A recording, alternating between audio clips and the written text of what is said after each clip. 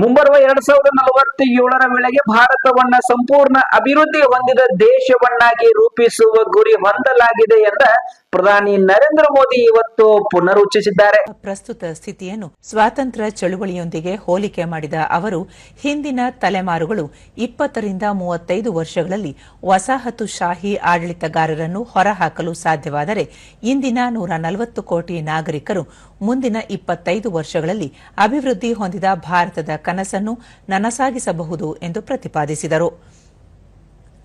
ಗುಜರಾತ್ನ ಗಾಂಧಿನಗರದಲ್ಲಿ ನಿನ್ನೆ ಗುಜರಾತ್ ನಗರ ಬೆಳವಣಿಗೆಯ 20ನೇ ವರ್ಷಾಚರಣೆಯನ್ನುದ್ದೇಶಿಸಿ ಅವರು ಭಾಷಣ ಮಾಡಿದರು. ಭಾರತದ ಗಮನಾರ್ಹ ಆರ್ಥಿಕ ಏರಿಕೆಯನ್ನು ಬಿಂಬಿಸಿದ ಅವರು ಜಾಗತಿಕ ಪ್ರತಿಸ್ಪರ್ಧಿಗಳನ್ನು ಮೀರಿಸುವ ಬಗ್ಗೆ ಹೆಮ್ಮೆ ವ್ಯಕ್ತಪಡಿಸಿದರು. ಜಾಗತಿಕ ಆರ್ಥಿಕತೆಯಲ್ಲಿ ಭಾರತ 3ನೇ ಸ್ಥಾನವನ್ನು ತಲುಪುವ ಪ್ರಯತ್ನವೂ ಈಗ ವೇಗವನ್ನು ಪಡೆಯುತ್ತಿದೆ ಎಂದು ಅವರು ಹೇಳಿದರು. 2036ರಲ್ಲಿ ಒಲಿಂಪಿಕ್ಸ್ ಆತಿಥ್ಯ ವಹಿಸುವ ಭಾರತದ ಮಹತ್ವಾಕಾಂಕ್ಷೆಯನ್ನು ಪುನರುಚ್ಚರಿಸಿದ ಅವರು ಜಾಗತಿಕ ನಾಯಕತ್ವದ ಪಾತ್ರಗಳನ್ನು ತೆಗೆದುಕೊಳ್ಳಲು ದೇಶದ ಸಿದ್ಧತೆಯನ್ನು ಒತ್ತಿ ಹೇಳಿದರು. अर्बन एरियाज है, हमें अर्बन बॉडीज को इकोनॉमी के ग्रोथ सेंटर बनाने का प्लान करना होगा. अपने आप जनसंख्या के कारण वृद्धि होती चले ऐसे शहर नहीं हो सकते हैं. शहर आर्थिक गतिविधि के तेज तर्रार केंद्र होने चाहिए.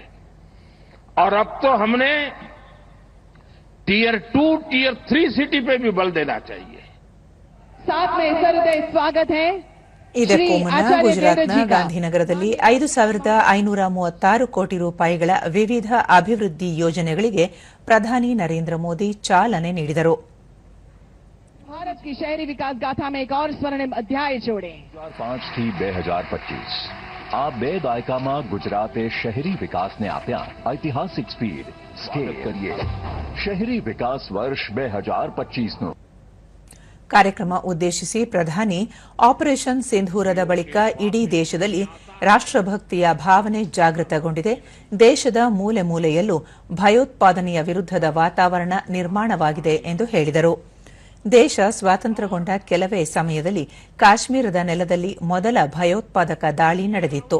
ಕಳೆದ 75 ವರ್ಷಗಳಿಂದಲೂ ಭಾರತ ಭಯೋತ್ಪಾದನೆಯನ್ನು ಎದುರಿಸುತ್ತಿದೆ.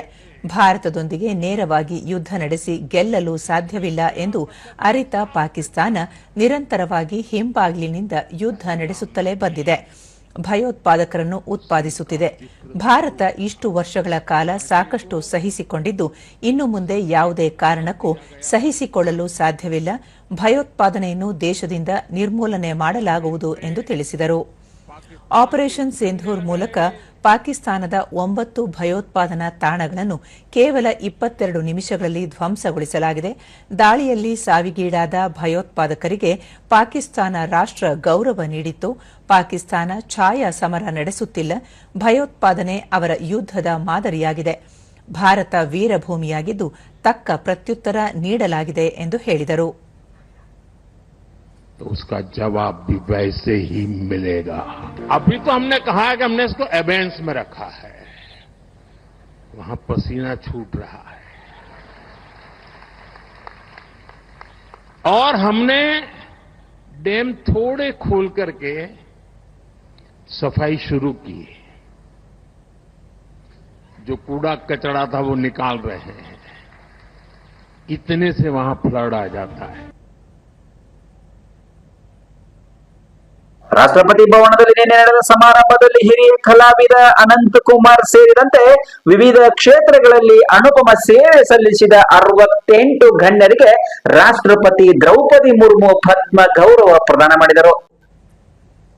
ಈ ವೇಳೆ ಉಪರಾಷ್ಟ್ರಪತಿ ಜಗದೀಪ್ ಧನ್ಕರ್, ಲೋಕಸಭಾಧ್ಯಕ್ಷ ಓಂ ಬಿರ್ಲಾ, ಪ್ರಧಾನಿ ನರೇಂದ್ರ ಮೋದಿ, ಸಚಿವರಾದ ಅಮಿತ್ ಶಾ, ಡಾ ಎಸ್ ಜೈಶಂಕರ್, ಪ್ರಹ್ಲಾದ್ ಜೋಶಿ ಸೇರಿದಂತೆ ಹಲವರು ಉಪಸ್ಥಿತರಿದ್ದರು. ಸಮಾರಂಭದಲ್ಲಿ 3 ಪದ್ಮ ವಿಭೂಷಣ, 9 ಮಂದಿಗೆ ಪದ್ಮಭೂಷಣ ಹಾಗೂ 56 ಮಂದಿಗೆ ಪದ್ಮಶ್ರೀ ನೀಡಿ ಗೌರವಿಸಲಾಯಿತು. विशिष्ट पद्म पुरस्कार प्रदान किए जाएंगे.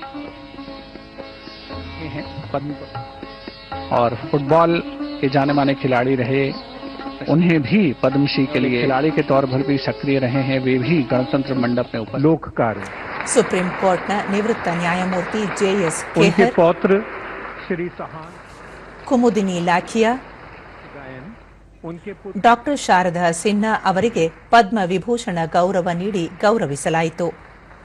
ಕನ್ನಡದ ಹಿರಿಯ ನಟ ಅನಂತ್ನಾಗ್, ಡಾಕ್ಟರ್ ಶೋಭನಾ ಚಂದ್ರಕುಮಾರ್, ನಲ್ಲಿ ಕುಪ್ಪುಸ್ವಾಮಿ ಚೆಟ್ಟಿ, ಕೈಲಾಶನಾಥ್ ದೀಕ್ಷಿತ್, ಜತಿನ್ ಗೋಸ್ವಾಮಿ, ಸಾಧ್ವಿ ರಿತಂಭರ ಪದ್ಮಭೂಷಣ ಗೌರವ ಸ್ವೀಕಾರ ಮಾಡಿದರು. एवं उद्योग, विज्ञान,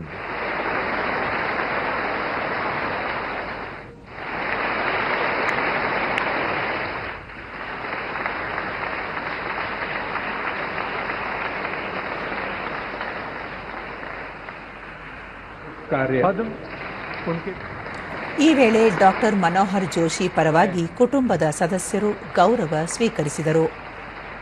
चिकित्सा, होम्योपैथी, ಹಿಂದೂಸ್ತಾನಿ ಸಂಗೀತ ಕಲಾವಿದೆ ಅಶ್ವಿನಿ ಭಿಡೆ ದೇಶಪಾಂಡೆ ಸೇರಿದಂತೆ doctor Vilas Gajanan Rao Dangre, Santaram Deswal, Guruvayur Dorai, Mamata Shankar Ghosh, Syed Ainul Hasan, Barry John, Jagdish Joshila, Ricky John Kej, KL Krishna, Mandakrishna Madiga ಸೇರಿದಂತೆ ಹಲವು ಗಣ್ಯರಿಗೆ ಪದ್ಮಶ್ರೀ ಪುರಸ್ಕಾರ ನೀಡಿ ಗೌರವಿಸಲಾಯಿತು.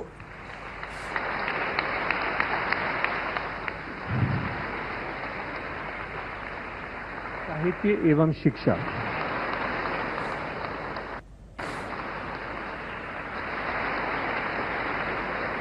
एवं शिक्षा, लोक कार्य,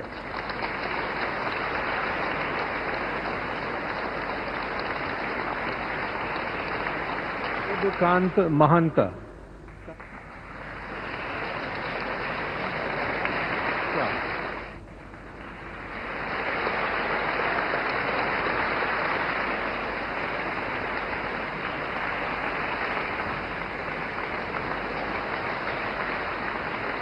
श्री अच्युत रामचंद्र पलक,